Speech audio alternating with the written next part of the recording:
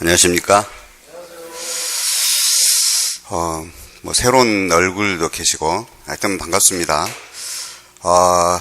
저는 이제 이미, 우리 기초 입문과정에서, 이미 제가 소개를 했고, 그리고, 또 설명에서 제가 소개를 했습니다만, 다시 한번, 저를 소개하고, 그리고 또 수업에 들어가도록 하겠습니다. 저는 이제, 방문각에서 주택관리사 회계원리를 강의를 맡고 있습니다. 자, 이름은 이기명입니다. 그리고, 이 주택관리사 강의를, 제가 시작은 2회 때부터 시작을 했습니다. 2017년 20회까지 해서 거의 2회생부터 20회생까지 강의를 쭉 해왔고, 이번 이제 2018년 제 21회 시험에도 회계원리 강의를 받고 있습니다. 이 회계원리는 아시다시피 이 과목 가지고 상당히 좀 고민들을 많이 해요. 주택관리사를 준비를 시작할 때도 이 회계원리에서만 내가 과락만 넘기면 좀 준비를 해보겠다. 그런데 이건 학교 다닐 때부터 수학을 저는 못해가지고 이걸 준비하기 좀 그렇다. 그래서 주로 이제 공인중개사로 준비한다든지 이렇게 하신 분들이 많은데, 근데 실제 시험에서 그렇게 어렵게 수학 그런 형태로 문제가 출제된 것은 아닙니다. 물론 이제 다른 과목에 비해서 계산 문제가 좀 많이 출제가 되고 있는데, 그 계산 문제가 어떤 내용만 알면 더하거나 빼거나 가끔은 이제 곱하는 정도, 그런 정도로 출제되기 때문에, 원리만 이해하시면은 쉽게 해결할 수 있는 그런 과목이라 볼 수가 있습니다. 오히려 더, 일부 수험생은, 회계원리가 더 재밌다고 그렇게 하신 분들도 있습니다. 그래서 여러분들이 좀, 회계원리를, 처음부터 어렵다라고 느끼지 마시고, 제가 하여튼 나름대로 최선을 다해서 여러분들이 이번 21회 시험에서 합격할 수 있도록 강의를 하도록 할 테니까 여러분들도 성실히 열심히 하셔가지고 이런 2018년도 21회 시험에 모두 합격하시기를 바라겠습니다. 요즘 출제 경향을 보면 옛날보다는 좀 어려워졌습니다. 이제 옛날 과거에는 이제 기업액의 기준에 의해서 이제 시험 문제가 출제가 됐는데, 이제 지금은 한국채택국제기준이라는 이런 세계적으로 통용되는 회계 기준에 의해서 출제가 되고 있어요. 그 후로부터는 문제가 좀 어려워지게 됐고, 그리고 또 출제를 할 때 종합 문제들이 좀 출제가 되고 있어요. 특히나 20회 시험 같은 경우 사채 문제에서, 물론 19회 때도 그랬어요. 이 사채와 관련된 문제 나올 때 종합적으로 문제가 나왔어요. 그래서 문제가 좀 종합적으로 좀 문제가 나오는 경향이 있으니까 좀 그에 맞춰서 좀 준비를 해야 되지 않을까 이렇게 생각을 합니다. 분명히 이 회계 원리는 여러분들이 할 수 있다라는 자신감을 가지고 해주시길 바라고, 그리고 다행히 이제 우리 시험은 100점을 요구하지는 않습니다. 물론 이제 100점 맞으면 좋죠. 좋은데, 네, 100점을 맞지 않다 하더라도 각 과목마다 하여튼 어떤 과목은 60점이 더 맞을 수도 있고, 어떤 과목은 60점보다 적게 맞을 수도 있지만, 하여튼 40점 미만 과락 없이 1차 세 과목에 합산해서 3으로 나눠서 평균 60점 이상만 되면 되는 거기 때문에, 회계 원리도 여러분들이 만점 맞을 필요는 없어요. 그래서 60점 이상만 맞으면 충분하니까, 그러나 강의는 제가 여러분들이 될 수 있으면 다 해결할 수 있는 그런 형태로 마음을 가지고 강의는 하도록 할 겁니다. 그리고 수업은 제가 아마 4시간씩 정도 수업을 할까 해요. 그래야만 충분히 여러분들에게 좀 설명을 할 수 있을 것 같아요. 그래서 한 50분 단위로 하고 좀 쉬고, 45분이나 50분으로 하고 쉬고 또 하고 이렇게 쉬고, 이런 식으로 해서 수업은 진행하도록 하겠습니다. 그리고 이 교재는 지금 방문각에서 나온 교재인데, 이 교재는 제가 지금 올해가 이제 11년째인데 11년째 제가 교재를 쭉 써오고 있습니다. 그래서 될 수 있으면 시험에 충분히 반영하도록 내용이 써져 있어요. 특히 제가 이런 전화를 받았습니다. 20회 시험에서, 특정한 부분을 말씀드리기는 좀 그렇지만, 제가 실제로 전화를 받았으니까, 이번 그 시험에서 상당히 이 방문각 교재로 해서 문제가, 유사한 문제들이 좀 많이 나왔다. 그리고 그 출판사 교재로는 좀 적중을 하지 못했다. 그래서 그 타 출판사 교재를 많이 문제를 다 이렇게, 풀어봤었는데, 근데, 좀 실패를 했다. 그런 것들이 다른 분들이 이렇게 이야기하는 거를 자기가 저한테 수업받는 분들이 들어가지고 저한테 그렇게 전화가 온 적도 있는데, 하여튼 이 교재 내용으로 여러분들이 아시면 충분히 여러분들이 합격할 수 있습니다. 그래서 타 교재까지 더 병행해서 공부할 필요는 없고, 또 이런 전화도 받았어요. 그분이 그 직장 생활을 좀 많이 하신 분이었다가, 이제 좀 퇴직이 얼마 안 남아가지고, 그 수업을 이렇게 받았는데, 그러면서 이 교재로 나름대로 공부를 했는데, 상당히 이 교재가 잘 돼 있더라. 그래서 이 교재만 공부하시더라도 충분히 합격할 수 있을 것 같다. 그런 전화도 받았습니다. 하여튼, 여러분들에게 말씀드리고자 하는 것은 어떤 타 교재 같은 거 전혀 신경 쓸 필요 없습니다. 이 기본서하고 그리고 또 나중에 또 문제집이 있어요. 그 문제집하고 또 여기 방문가에서 가끔씩 이제 실시하는 모의고사 이런 거만 여러분들 해주시면 충분히 합격할 수 있을 거라 봅니다. 자, 그러면 바로 이제 그 수업을 들어가도록 하겠습니다. 수업을 들어가는데 우리 지금 그 교재가 제가 지금 크게 이제 우리가 제1편과 제2편으로 나눠져 있어요. 제1편이 이제 재무회계 쪽이고, 재무회계 쪽. 그 다음에 제2편이 원가 관리회계 쪽입니다. 원가 관리회계 쪽이에요. 그리고, 이렇게 이제 1편인 재무회계 쪽에서 우리 40문항 중에서 32문항이 출제가 되고 있습니다. 32문항이 출제되고 있고요. 그 다음에 이제 원가 관리회계 쪽에서 8문항이 출제가 되고 있습니다. 자, 퍼센트적으로 따지면, 우리 퍼센트가 이해가 빠르죠. 80%가 재무 쪽, 회계 쪽 1편에 출제되고, 원가 관리회계 쪽에서 20%가 이렇게 출제가 되고 있습니다. 그리고, 문제는 이렇게 이제 출제가 되고 있고, 근데 이 40문항 중에서 거의 계산 문제, 복잡한 계산 문제는 아니에요. 자료형으로 주고, 조금 전에 말씀드린 것처럼, 해당 사항만 계산해 주면 돼요. 그래서 이러한 계산 문제가 거의 24문제나 26문제, 많게는 30문제까지 낸 적도 있어요.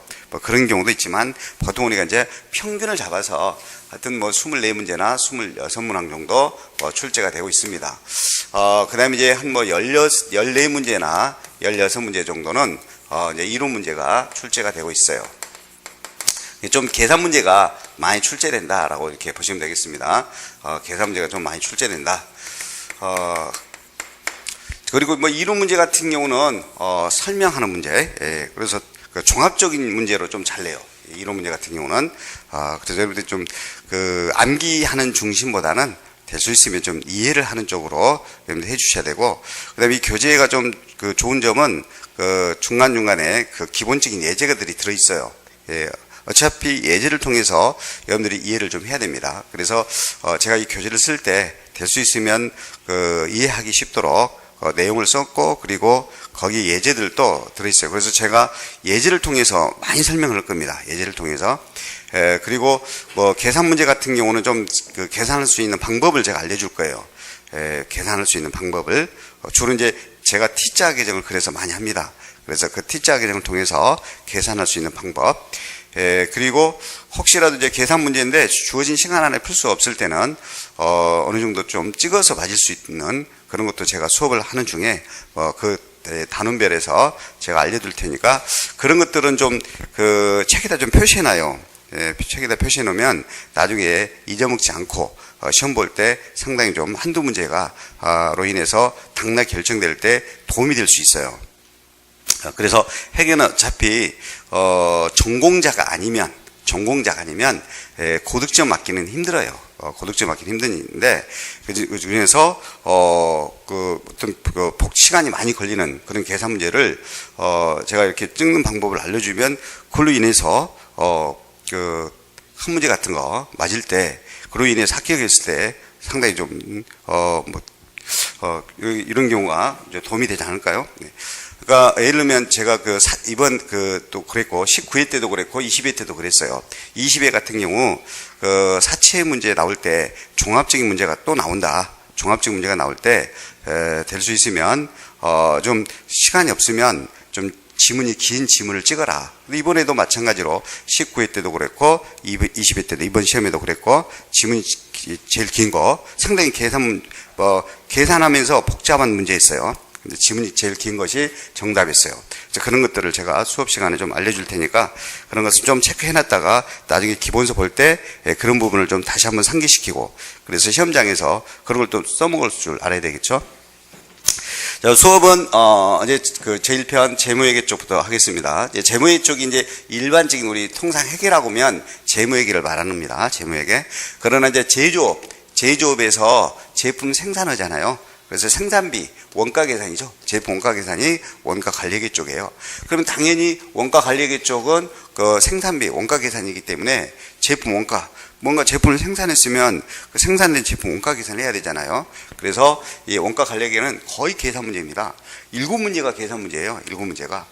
어떤 경우는 8문제가 다 계산 문제 낸 적도 있어요.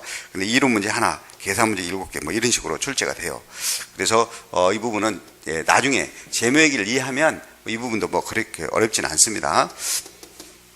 자, 그러면 바로 재무회계 쪽으로 수업을 들어가도록 하겠습니다. 좀 재무회계가 상당히 여러 장으로 돼 있어요. 여러 장으로 돼 있습니다. 뭐 18장까지 돼 있습니다. 18장까지. 그리고 이제 원가 관리회계도 이제 뭐 9장까지 해서 상당히 이제 재무회계 쪽이 많은데 이번 시간은 이제 첫 시간이니까 우리 기본서 제1편의 재무회계 쪽에서 그 23쪽 회계의 기초를 보도록 하겠습니다. 각 장마다 23쪽 왼쪽에 22쪽 우리가 페이지가 안 써져 있습니다만 22쪽은 한눈에 보기라고 돼 있죠. 이게 상당히 제가 이 부분도 제가 썼는데 이 한눈에 보기 부분을 통해서 전체적으로 틀을 잡을 수가 있어요. 틀을 잡을 수 있는데 지금 보지 마시고 수업이 다 끝난 다음에 1장을 다 끝난 다음에 이 한눈에 보기로 딱 정리하시면 훨씬 더 여러분들이 정리하기가 편합니다. 그래서 혹시라도 나중에 이제 시험이 임박했을 때 며칠 안 남았고 막 임박했을 때는 이 한눈에 보기만 쭉쭉 보셔가도 돼요. 그래도 잘하면 유시험 맞을 수 있습니다. 유시험 이상 맞을 수 있어요. 근데 전혀 내용을 모르고는 한눈에 보기 봐봤자 무슨 내용인지 몰라요. 그러니까 내용이 다 정리된 후에는 이렇게 한눈에 보기를 통해서도 여러분들 좀 도움을 얻을 수 있습니다. 자, 그러면 23쪽의 제1장 회계 기초는 말 그대로 회계와 관련된 여러 가지 기초적인 개념들입니다. 그래서 회계에서 사용하는 여러 가지 용어들이 몇 가지 용어들이 있어요. 그런 용어들을 이해를 해야 되고요. 그리고 26쪽에 보면은 한국채택 국제기준이라는 게 있습니다. 그래서 그런 한국채택 국제기준은 뭘 말하는지 그리고 적용하는 기업이 어떤 기업이 적용하도록 하고 있는지 뭐 이런 걸 좀 이해하시면 되겠습니다. 그리고 27쪽에는 회계 분류인데 회계 분류에서 재무회계와 관리회계에 대해서 뭐 구분할 줄 아시면 되겠습니다. 그리고 1장에서 좀 중요한 부분이라 할 수 있는 것은 이제 29쪽이죠. 29쪽에 재무제표라는 것이 나옵니다. 재무제표라는 것이 나오는데 어차피 우리는 회계는 재무제표 중심이에요. 그래서 이 재무제표와 관련해서 좀 기본적인 내용을 이해하셔야 되겠습니다. 그리고 이제 자주 출제되고 있는 32쪽에 보면 외부 회계감사라는 게 있어요. 외부 회계감사. 이번 20회 시험에도 회계감사에서 무조건 출제된다. 그리고 출제되면 둘 중에서 하나가 답이다 그랬어요. 그 한정 의견 아니면 부적정 의견 둘 중 하나에서 답이고, 그리고 이번에 그 한정 의견 제가 적중을 했습니다. 그래서 회계감사 부분에 대해서도 여러분들 좀 이해하시면 좋겠습니다. 그러니까 어떤 상황일 때 어떤 감사 의견을 표명하는지 그런 형태로만 출제됩니다. 뭐 전반적으로 다 출제되는 것이 아니라요. 그래서 이 회계감사에 대한 개념하고 어떤 상황일 때 어떤 감사 의견이 표명되는지 이것만 이해하시면 되겠습니다.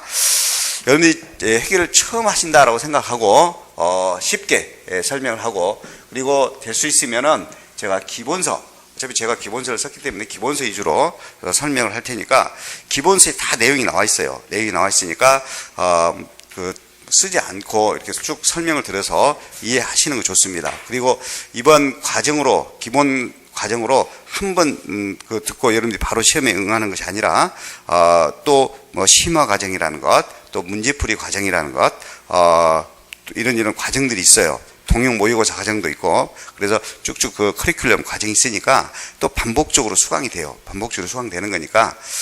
그리고 좀 그 동영상으로도 잘 활용해 주세요.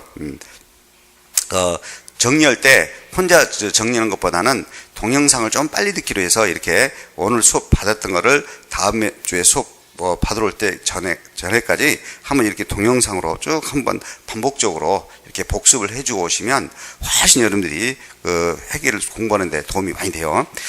그래서 먼저 이제 23쪽에 회계 기초에서 먼저 회계라는 뭐냐부터 나와 있습니다. 회계 기초에서 먼저 첫 번째 이제 회계라는 뭐냐.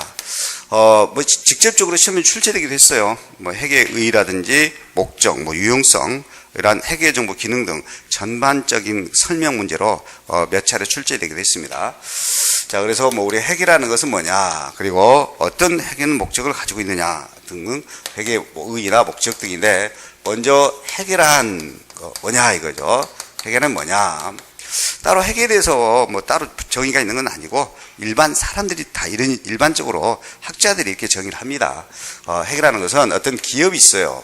그럼 기업에서는 여러 가지 그 경제적인 사건, 그걸 우리 통상 거래라고 그래요. 거래. 뭐 상품을 구입하는 거래도 있고 상품을 판매하는 거래도 있고, 그 이외에도 뭐 투자하려고 기기를 사는 경우도 있겠죠. 또 뭐 산 기계를 영업 활동에 이렇게 사용하다가 뭐 처분하기도 하고요. 그래서 기업에서는 여러 가지 그 사건들, 거래가 일어납니다. 거래. 그럼 그런 거래에 대해서 측정해서 뭔가 정보를 필요한 사람들, 이런 정보를 필요한 사람을 이해관계자라고 그래요. 이해관계자. 흔히 앞으로 이런 이해관계자를 저는 이제 정보 이용자라고 말할 겁니다. 정보 이용자. 자, 정보 이용자는 여러 다수가 있죠. 이제 정보를 필요한 사람. 어떤 회사가 있으면 주식회사가 있어요. 회사 명칭은 대한입니다. 회사 명칭은 대한이에요. 그러면 그 주식회사인 대한이라는 회사와 관련된 여러 이해관계자가 있죠. 이런 여러 정보 이용자가 있는데, 이런 정보 이용자는 이제 우리가 나눠볼 때 여러 다수로 구성되어 있는데, 근데 이제 크게는 투자자 등 그런 사람들을 우리가 이제 외부 정보 이용자라 그래요. 통상 외부 정보 이용자라 합니다. 일반적으로 생각나는 게 뭐요? 투자자지. 회사에다 투자한 사람. 회사에 투자한 사람, 주식에 투자한 사람도 있을 거고, 이 회사, 주식회사인 대한이라는 회사에다가 이 대한에서 발행한 주식에 투자하는 사람도 있을 거고, 이 대한이라는 회사가 또 뭐 사채를 발행하면 그 사채를 우리가 흔히 채무증권이라고 하는데, 회사채를 발행하면 그 회사채에 투자하는 사람도 있을 겁니다. 통상 우리가 투자자 그러면 여러분들은 이제 주주다라고 생각하시면 돼요. 주주다. 뭐 우리가 회사에 투자자만 있을 겁니까? 그 외에도 이 회사에다가, 이 주식회사에다가 자금을 대여자 및 기타 뭐 채권자도 있을 겁니다. 돈을 빌려준 사람도 있을 거란 말이에요. 돈을 빌려준 사람도 있을 거고, 그 다음에 기타 또 그 회사에 종업원도 있을 거 아닙니까? 종업원도 있을 거, 그 회사의 어떤 고객 등도 있죠. 이렇게 다수의 어떤 정보 이용자가 있습니다. 다수의 정보 이용자가 있고요. 그 다음에 그 회사에 대해서 경영을 직접적으로 하는 사람이 있을 거 아니에요. 관리자 형태. 그러는 우리 이제 경영진 그러는데, 이 경영진 그러면 결국 이제 경영자나 관리자죠. 이런 문제 부문별로 어떤 관리적인 의사결정을 많이 해요. 그래서 관리자, 어떤 경영자나 관리자를 우리가 흔히 이제 그 내부 정보 이용자라고 표현해요. 내부 정보 이용자라고 표현합니다.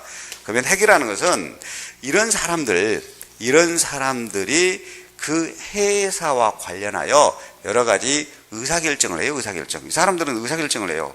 회사와 관련된 뭔가 의사결정을 해요.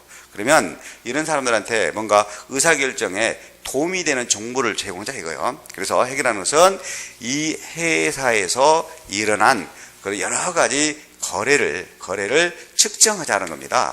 측정하는 행위, 측정도 하고 그리고 기록도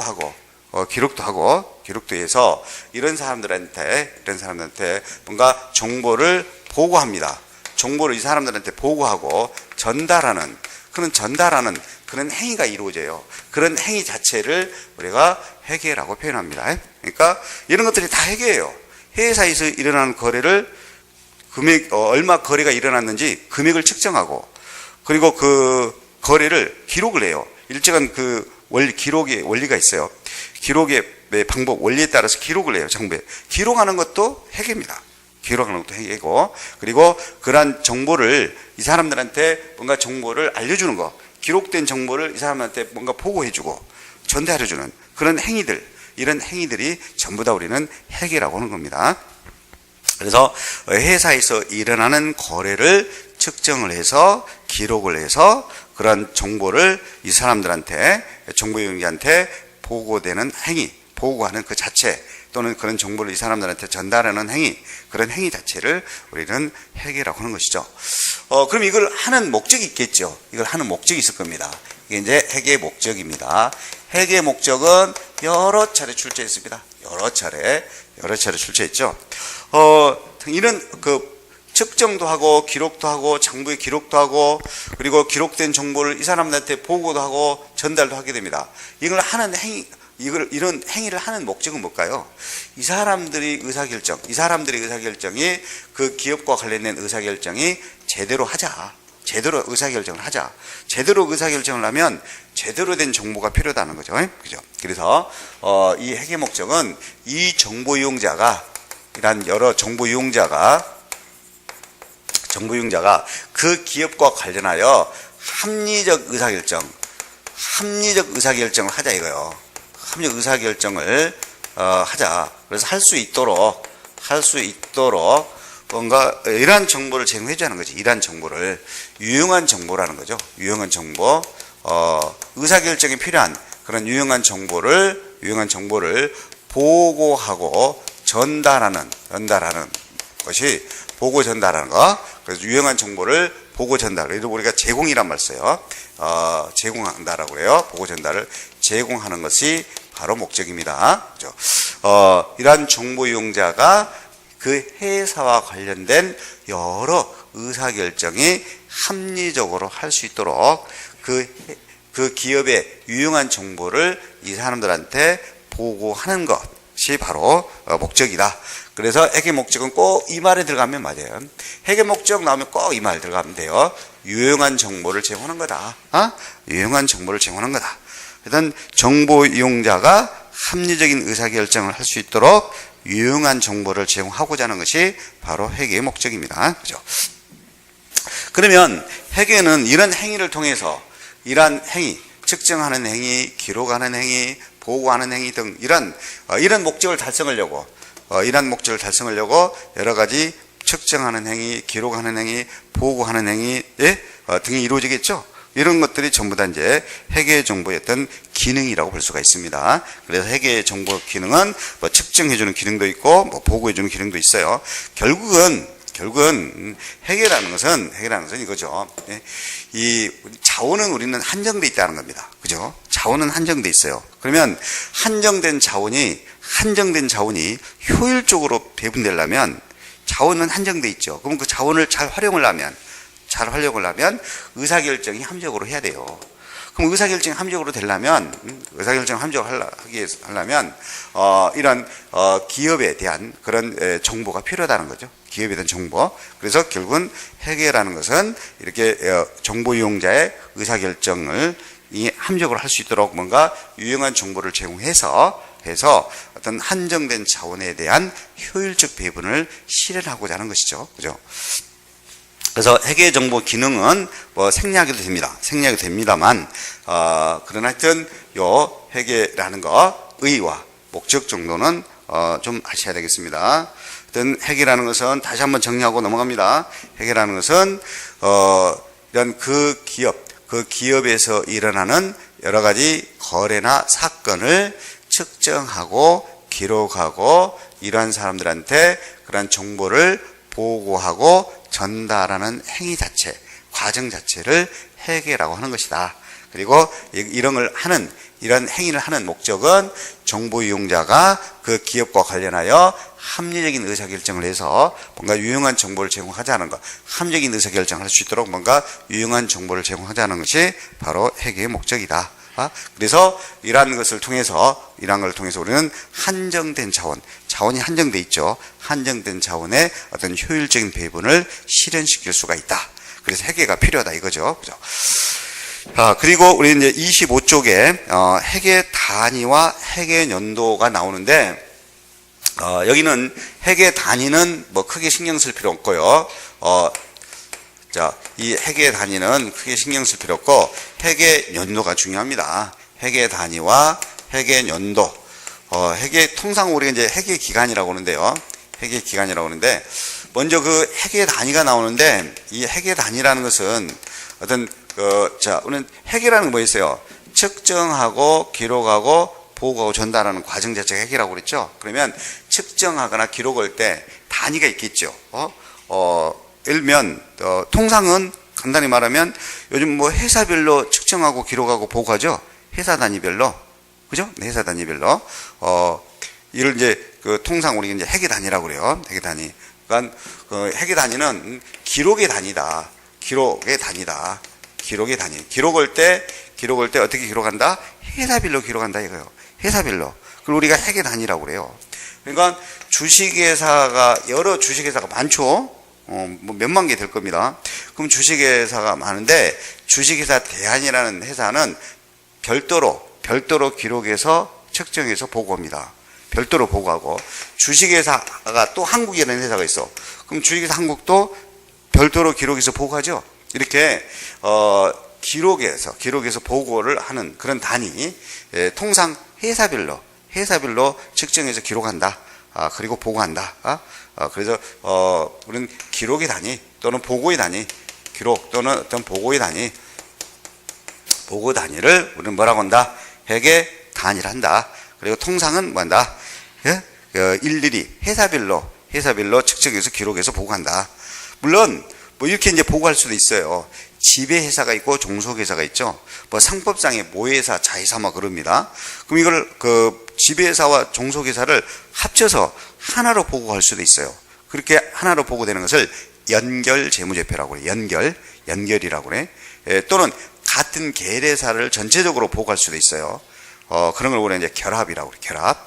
뭐 그런 용어를 사용합니다만 우리 주택관리사 시험은 무조건 개별이에요. 개별 회사별로 뭐 연결 형태 또는 지배종속 연결 형태, 연결 재무제표, 연결 형태로 보고하는 거 또는 계열회사 전체를 삼성계열 전체를 보고하는 뭐 결합 그런 형태로 시험에 출제되지는 않습니다. 무조건 우리 주택관리사는 기록하고 측정하고 보고 다니는 뭘로 이루어진다?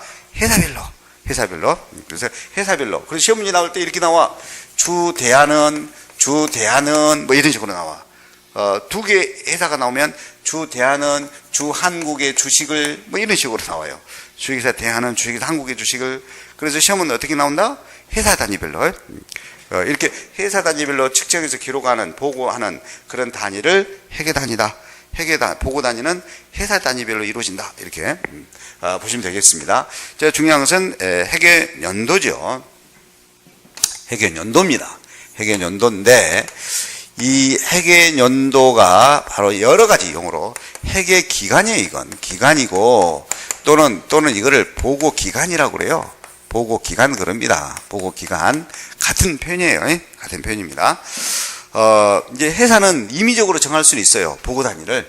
보고 기간을 임의적으로 정할 수는 있지만 통상은 1년 단위로 보고를 많이 합니다. 통상은. 그래서 주택관리사도 특별하게 시험 문제에서 언급이 없어요.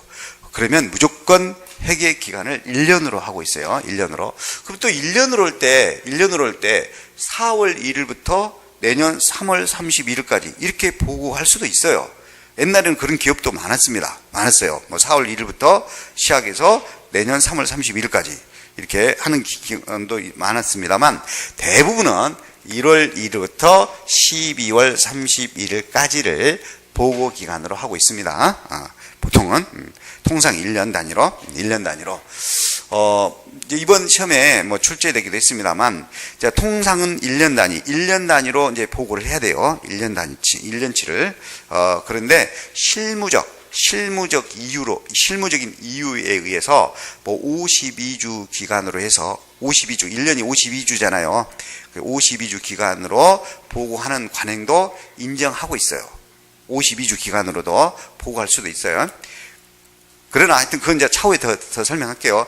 일단 통상은 회계 기간은 어떻게 보고한다? 1년 단위로 보고를 한다. 그럴 때 1년 단위로 할 때 일반적으로는 대부분 기업이 언제부터 언제까지로 하고 있다? 1월 1일부터 12월까지를 하고 있다. 됐나요? 그러면 1월 1일을 우리가 개시일이에요. 개시일입니다. 근데 개시일을 앞으로 제가 기초라고 말할 겁니다. 뭐라고 말한다? 기초라고 말해요. 기초라고 말합니다. 그러면 12월 31일은 보고기간이 끝나는 날이지. 1년 단위로 했을 때. 그래서 우리가 종료일이라고 해요. 그러면 이제 종료일은 달리 말하면 기말이라고 하겠습니다. 저는 보고기간 종료일 이런 형태로 하지 않고 기말이라고 표현할 겁니다. 그러면 제가 기말이라고 표현하면 여러분들은 보고기간 종료일이다라고 하셔야 돼요. 예, 보고기간 종료일이다라고 하셔야 돼요. 그리고 회사는요, 회사는 이번 2018년 처음으로 뭐 설립하는 그런 설립한 회사가 아닙니다. 옛날부터 설립해가지고 쭉 1년 단위로 영업을 해왔어요. 그러면 2018년 현재 기간을 우리가 단기라고 표현합니다. 현재 진행되는 회계 기간을 뭐라고 말한다? 단기라고 표현해요. 단기. 현재 진행되는 기간은 단기라고 표현합니다. 단기. 그러면 옛날부터 설립해와서 쭉 영업을 해왔단 말이야. 그러면 2017년 1월 1일부터 또 12월 말일까지도 회계 기간을 했을 겁니다. 그렇겠죠? 네. 그러면 이거는 2017년도는 그러면 우리는 앞으로 전기라고 표현합니다. 전기. 전전기까지는 안 나와. 절대 안 나옵니다. 전전기까지는 신경 쓸 필요 없어요. 예, 우리는 전기까지만 하시면 돼요. 전기. 예. 단기 이전에 작년 회계기간, 쉽게 말하면 작년 회계기간이 전기라고 표현을 해요. 회계에서는. 그러면 특별한 언급이 없으면 기업은 계속된다는 또 가정을 합니다. 특별한 언급이 없으면 여러분들 기업은 내년, 내후년, 내후년도 계속된다는 가정을 해요. 그리고 문제를 풀어야 돼요. 그러면 어차피 내년에도 특별한 언급이 없으면 2019년도도 또 회계 기간이 또 이루어지겠죠. 그래서 다음의 회계 기간을 우리는 차기라고 합니다. 제가 일부러 여러분들이 2018년에 시험을 보기 때문에 2018년을 단기라고 했습니다. 2018년을 단기라고 했어요. 그럼 이제 시험 문제 나올 때 이제 이렇게 나올 수가 있으니까 하여튼 2018년을 단기라고 하게 되면 그러면 2017년 작년 회계기간은 전기라고 용어를 사용한다. 그 다음에 특별한 언급이 없으면 기업이 계속된다는 가정을 한다면 다음 2019년도도 회계기간이 또 돌아올 거란 말이에요. 그럼 그런 회계기간을 차기라고 표현합니다. 자, 그럼 여러분들은 이제 전기, 단기, 차기에 대해서 이해했고요. 그리고 회계기간이라는 것은 어느 시점부터라고 그래요. 이렇게 표현을 해도 돼. 개시일로부터 종료일까지 또는 기초부터 기말까지가 뭐가 된다? 회계기간이다. 그리고 회계기간은 통상은 1년 단위로 한다. 참고로 머릿속으로 실무적 이유로 1년인 52주니까 52주 기간으로도 보고가 인정된다. 몇 주로 52주 기간으로, 그러니까 52주 기간 단위로 이렇게 보고도 인정된다는 것 참고로만 하시면 되겠습니다. 그러나 시험은 1월 1일부터 12월 30일로 출제가 거의 됩니다. 자, 그러면 우리는 보세요. 2017년 작년 말에 현금이 50만 원 남았어요. 현금 50만 원이. 그럼 현금 50만 원은 올해 1월 1일 날짜로 넘어오겠죠. 이렇게 넘어오겠죠. 이게 넘겨지는 것을 2월이라고 표현합니다. 2월 이런 표현이에요. 그러면 작년 거가 올해 단기 1월 1일로 넘어오는 것은 전기 2월이란 말 써요. 전기월. 그래서 앞으로 전기월이란 말 많이 제가 사용할 겁니다. 전기월로 자료에 주어지면 이건 기초다 이거요. 이거 기초다. 그러면 자, 단기 말에 현금이 80만 원 남았네. 80만 원 남았어. 80만 원 현금을 다음 기로 또 넘겨야 되잖아요. 다음 연도로. 네, 그런 것을 차기월 그럽니다. 차기월 나오면 기말치다. 기말치다. 출제자 밤이에요. 전기월로 할 수도 있고 기초로 할 수도 있고 또 차기월 할 수도 있고 기말로 할 수도 있고 그죠? 이렇게 자료가 줄 수도 있으니까 그러니까 계산문이 나올 때 이렇게 전기 2월 된 금액이 뭐 50만 원이다. 그럼 이건 기초 금액이다. 이렇게 생각하시라 이 말이에요. 예? 그다음에 차기 2월이 80만 원이다. 그러면 이건 기말치구나. 이런 것들을 알면 문제가 쉽게 해결돼요. 이런 것들이 어려워서 그래요. 그래서 이런 용어들을 여러분들이 일단 이해하는 것이 좋다.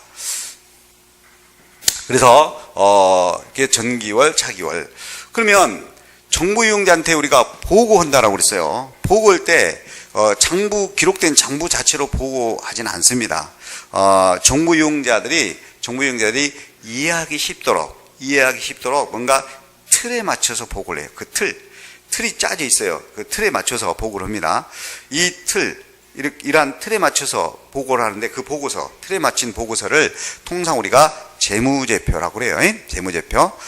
재무제표 종류가 몇 가지 있어요. 다음 시간에 하도록 하고, 그럼 뭔가 이제 재무제표를 통해서 이제 보고를 하게 되는데, 근데, 이러한 재무제표를 1년 단위로 이제 보고 기간이 1년 단위로니까 1년치를 모두 반영해서 보고해야 되겠죠? 그래서 1년치를 모두 반영한 재무보고서를 전체 재무제표란 말 써요. 전체 재무제표. 그냥 전체 재무제표라고 하는데, 통상 재무제표 그러면 전체 재무제표를 말합니다. 그래서 제가 앞으로 그냥 재무제표 그러면 1년치를 모두 반영한 재무제표구나. 이렇게 하시면 돼요. 됐나요? 네. 그리고 우리는 상장회사는 6개월치만 보고될 수도 있어요. 6개월치. 자, 6개월치를 보고되는 것을 뭐라고 말하냐면 반기별이란 말 써요. 반기별 보고서라고 그래요. 그리고 3개월 단위로 보고할 수도 있겠네. 1사분기, 2사분기, 3사분기, 4사분기 들어봤을 거예요. 이런 식으로 보고할 수도 있어요. 그런 것을 우리가 분기별이라고 합니다. 분기별인데 이 반기별 보고서나 분기별 보고서는 이것은 우리가 중간 재무제표라고 그래요. 중간 재무제표. 그러면 현재 이 중간 재무제표 부분에 대해서는 주택관리회사에 출제되지는 않습니다. 여러분들에게는 통상 재무제표인 1년 단위로 보고되는 재무제표 중심으로 시험이 나옵니다. 시험이 나와요. 자, 중간 재무제표에 대한 이해만 하도록 하고자 하는 겁니다. 자, 그러면 여기다가 하나만 더 알아주면 좋겠어요. 보통은 이제 1년 단위로 보고하는데 상장 기업은 중간 재무제표를 보고하도록 돼 있단 말이에요. 이거를. 그러면 6개월치를 보고를 한다는 말이죠. 그러면 빨리 6개월치를 빨리 보고한다는 거지. 그죠? 그래서 요거는 적시성과 관련된다는 거 아시면 돼요.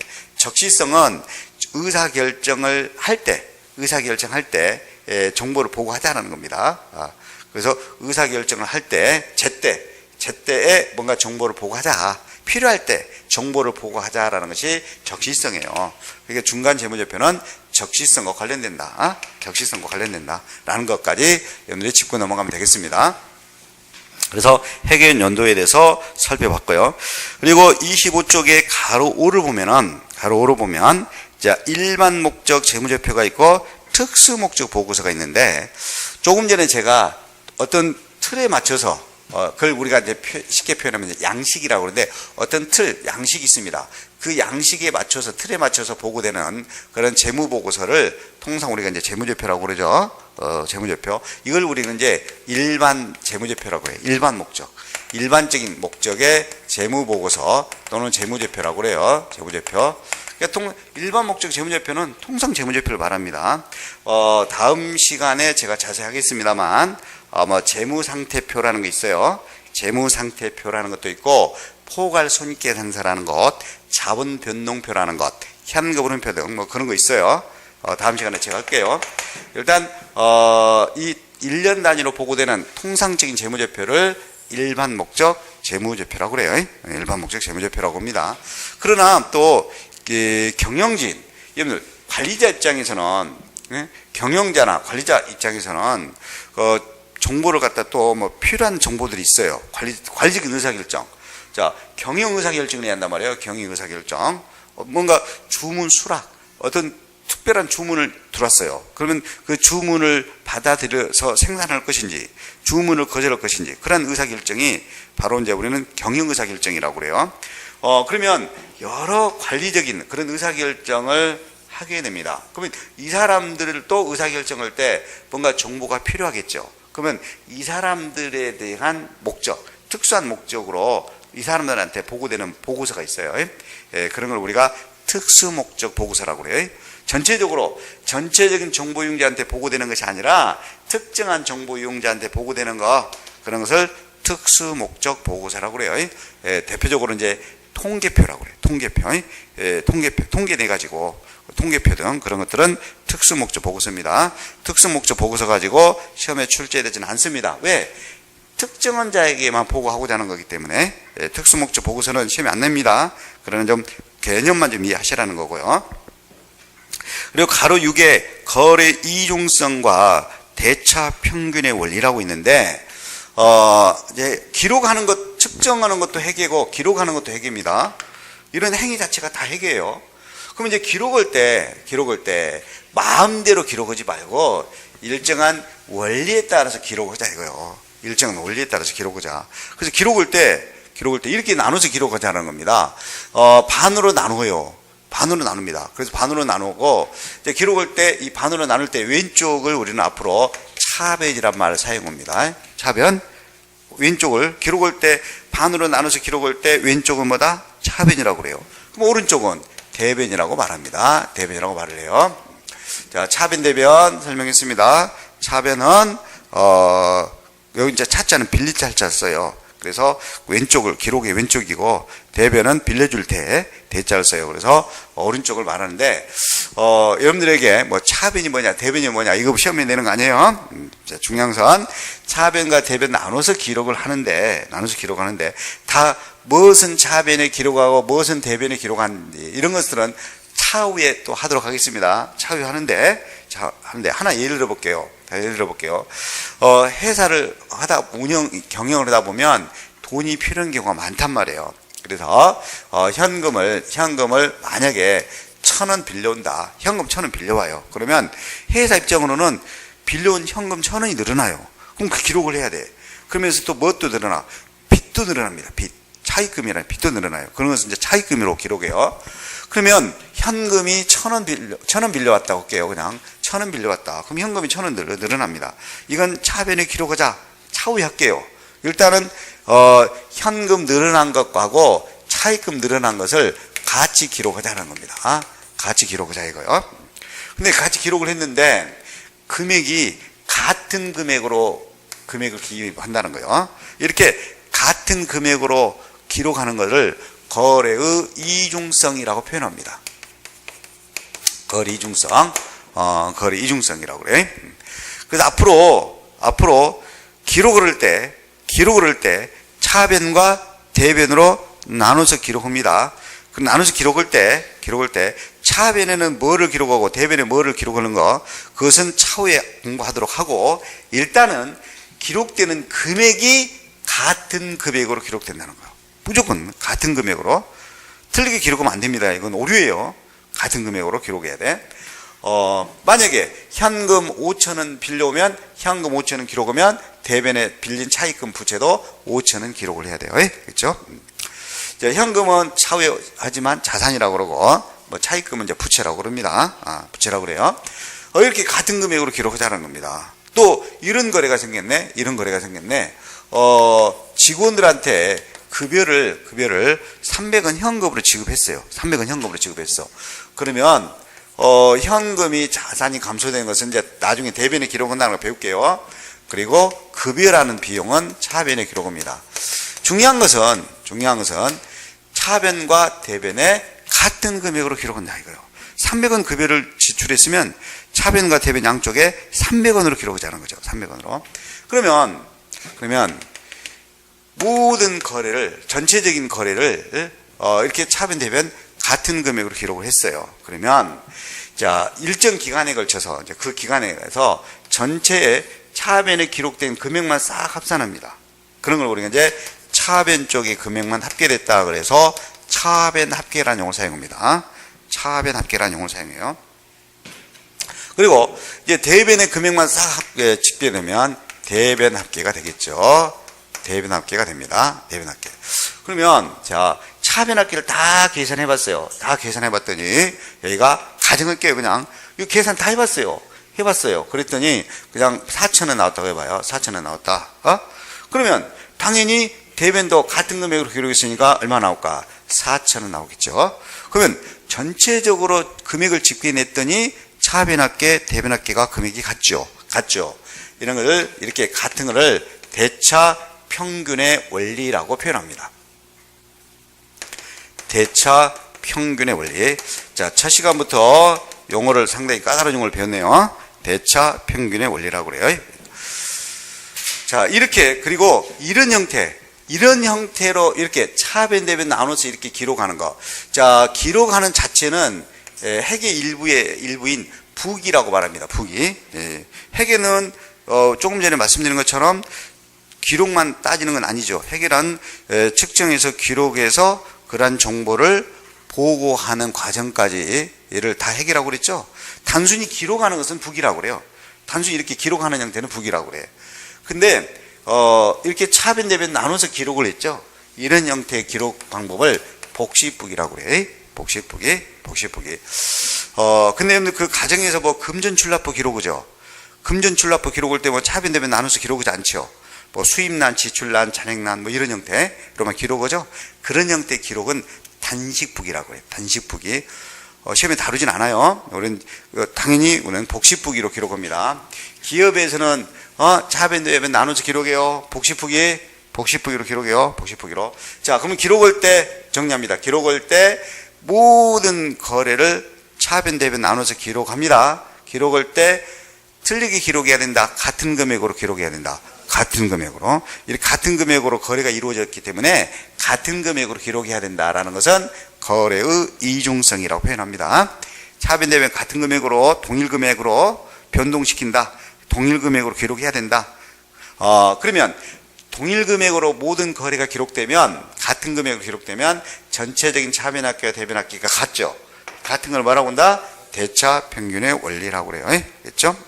대차 평균의 원리라고 한다. 그래서 용어만 일단 아시면 되겠습니다. 자, 그리고 거기 26쪽에 보면 한국채택국제회계기준이라는 게 나옵니다. 한국채택국제기준이라고 나오는데 이거는 이제 세계적으로 통용되는 회계기준이 있습니다. 세계적으로 통용되는 회계기준이 있는데 이거에 대해서 조금 제가 이 한국채택국제기준에 대해서 좀 설명이 좀 필요하는데, 이 세계적으로 통용되는 회계기준이 있는데 그게 이제 두 가지 중심이 있어요. 두 가지 중심이 있습니다. 미국 중심이 있고, 미국 중심, 그 다음에 유럽 연합 중심이 있고 그래요. 그러니까 국제적으로 정되는 회계 기준이 두 가지로 나눠진다. 미국 중심과 유럽 연합 중심. 그러면 우리나라는 유럽 연합 중심으로 되어 있는 국제 회계 기준을 한국어로 번역을 해서, 우리나라로 번역해서 이 회계 기준을 따르고 있습니다. 이렇게 유럽 연합 중심의 국제 회계 기준을 한국어로 번역해서 우리나라에서 채택을 해서 받아들여진 회계 기준이다. 그래서 한국에서 뭐 했다? 채택을 했다. 뭐를 유럽 연합 중심의 국제 회계 기준을 그래서 한국 채택 국제 기준이 어려운 거 아니에요. 어려운 거 아닙니다. 영어로는 한국이 이제 코리안 아니겠습니까? K. 그다음에 국제라는 거 볼까요? 국제 인터내셔널 아니에요? 인터내셔널 국제 회계 기준 인터내셔널 I 회계 F 파이낸셜 그리고 그 회계 기준 그래요. 회계 기준 그러니까 리포팅 스탠다드스에서 R 리포팅 스탠다드에서 S 그래서 K IFRS 그래요. KIFRS 이게 이제 한국 채택 국제 기준입니다. 그러면 이러한 한국 채택 국제 기준은 자세히 할 필요 없어요. 일단은 나중에 심화 과정에서는 제가 좀 더 깊게 보겠습니다만 이 한국 채택 국제 기준은 이제 크게 보면 기준서라는 거와 해석서라는 걸로 나눠져 있어요. 기준서와 해석서라는 걸로 나눠져 있는데 통상은 이제 기준서로 돼 있어요. 통상 기준서로. 그러니까 그 재고자산 있죠. 재고자산을 뭘 말한다고? 재고자산은 뭘 말하고? 재고자산은 취이동가는 이렇게 결정해야 되고, 그리고 재고자산인 상품을 구입할 때는 이렇게 기록하고, 지출할 때는 이렇게 하고, 기록하고, 이러한 그 재고자산에 어떻게 보고하고, 그런 재고자산에 대해서만 어떻게 보고할 거고, 어떻게 처리할 거고, 뭘 재고자산으로 하고, 이런 형태로 돼 있어요. 그래서 그런 걸 우리가 이제 재고자산 기준서 그래요. 재고자산 기준서.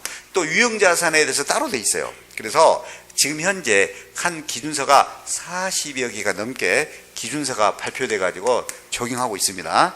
그래서 이 기준서 내용을 뭐 알 필요는 없어요. 그러니까 여러 개의 기준서 형태로 돼 있다라는 것. 그 다음에 세부사항에 대해서는 해석서라고 돼 있어요. 해석서로 돼 있습니다. 그래서 이 한국 채택 국제기준은 기준서와 뭔가 해석서로 구성이 됐는데 중요한 건 이겁니다. 이 한국 채택 국제기준은 모든 기업이 의무적으로 적용하도록 하고 있다. 그럼 틀렸다 이 말이에요. 그건 틀렸습니다. 무조건 한국 채택 국제기준은 은행업 등 일부 금융회사와 은행업 등 일부 금융회사와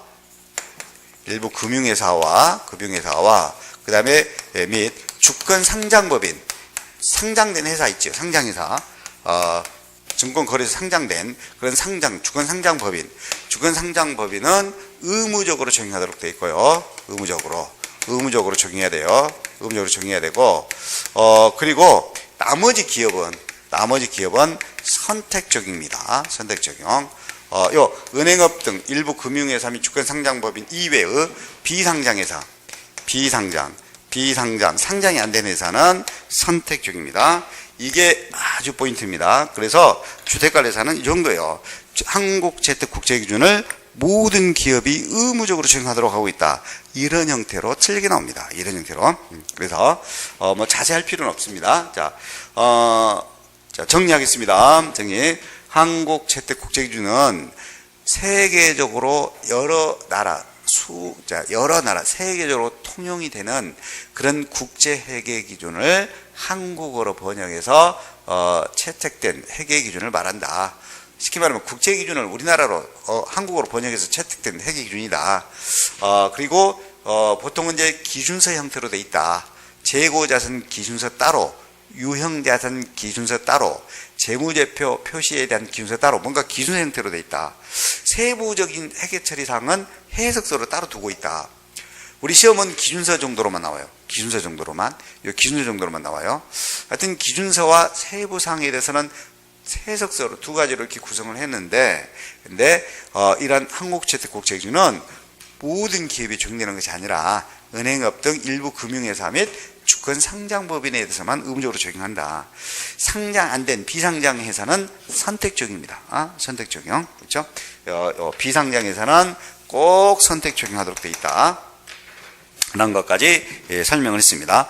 자, 그러면 이번 시간에 첫 시간인데 많은 내용을 했습니다. 이번 시간에 했던 내용만 좀 포인트만 좀 확인해 봅시다. 자, 처음에 우리 회계에 대해서 봤습니다. 하여튼 회계라는 것은 그 기업에서의 어떤 거래를 측정해서 기록해서 그런 정보를 보고하게 되고 전달하게 되는 행위 자체, 그를 우리가 회계라고 했고, 자, 이러한 회계 목적은 정보 이용자의 의사결정이 합리적으로 할 수 있도록 유용한 정보를 보고하고 전달하고자 하는 것이 바로 회계 목적이다. 유용한 정보를 제공하는 것이 바로 회계 목적이다. 그리고 회계 연도와 회계 단위에 대해서 봤는데, 회계 단위는 측정하고 기록을 해서 보고하는 단위다. 그래서 개별 회사별로 측정해서 보고를 한다. 주식회사 대한연회사 따로 보고하고 주식회사 한국인회사는 따로 보고한다. 이렇게 보고의 단위를 회계 단위라 했다. 그리고 회계 연도는 회계 기간이죠. 통상은 1월 1일부터 12월 31일까지 1년 단위로 보고를 한다. 다만 실무적 이유로 52주, 1년 52주 기간을 보고 기간으로도 할 수도 있다. 그건 통상 1년 단위다. 1년 단위로 할 때 기초는 개시를 말하는 거고 기말은 10일 말 종료일을 말하는 거다. 그리고 현재 기록하는 보고하는 기간을 단기라 했고, 작년 회계 기간을 전기라 했고, 그리고 다음의 회계 기간을 차기라 했습니다. 차기를 했고요. 그리고 통상은 1년 단위로 보고를 한다. 1년 단위로 보고하는 재무보고서를 통상 우리가 재무제표를 한다 그랬습니다. 그리고 구체적인 재무제표에 대해서는 다음 시간에 제가 설명한다고 그랬고요. 그리고 몇 가지 또 용어를 봤습니다. 거래 이중성, 대차 평균의 원리. 우리는 모든 거래는 차변 왼쪽과 대변 오른쪽으로 구분해서 기록한다. 이러한 차변 대변 양쪽으로 구분해서 기록하는 것을 복식부기라 했다. 복식부기. 근데 기록할 때 같은 금액으로 기록을 한다. 이 거래 이중성이라서 같은 금액, 모든 거래는 같은 금액으로 기록을 해야 된다. 그러다 보면 전체적인 차변합계, 대변합계가 어차피 금액이 전체적으로 같게 나온다. 같은 금액으로 나온다. 합계 금액이 같다. 합계 금액이 같다는 것을 대차 평균의 원리라고 했습니다. 자, 그리고 오늘 한국채택 국제기준에 대해서 봤습니다. 그래서 한국채택 국제기준은 그냥 세계적으로 통용되는 국제기준을 우리나라에서 그냥 그대로 채택한 거다. 우리나라에서 그대로 채택한 건데, 근데 모든 기업이 의무적 적용이 아니라 은행업 등 일부 금융회사와 상장회사에 대해서만 의무적으로 적용하도록 돼 있고, 비상장회사는 그냥 선택 적용하도록 하고 있다. 그렇죠? 그러면 우리는 아파트 관리 주체에서, 아파트에서도 관리 주체, 당연히 기록을 하죠. 그러면 아파트에서도 회계가 이루어지잖아요. 아파트에서도 관리비 기록하잖아요. 그래서 보고를 하죠. 입주자들한테 보고하죠. 그것도 당연히 회계입니다. 그런데, 그런 아파트에서는 한국채택 국제기준을 의무적으로 적용하는 거 아닙니다. 아니에요. 그러나 우리는 시험은 이런 한국채택 국제기준 이거에 의해서 시험에 출제되고 있습니다. 그래서 앞으로 저는 여러분한테 이 한국채택 국제기준에 의해서 책을 썼고, 그 다음에 이 국제기준에 맞춰서 여러분들에게 강의를 쭉 해 나갈 거예요. 그래서 이번 시간에는 회계와 관련된 여러 가지 기초적인 개념들에 대해서 일부를 살펴봤습니다. 잠깐 쉬었다가 다음 시간에 27쪽 회계 분류부터 보겠습니다.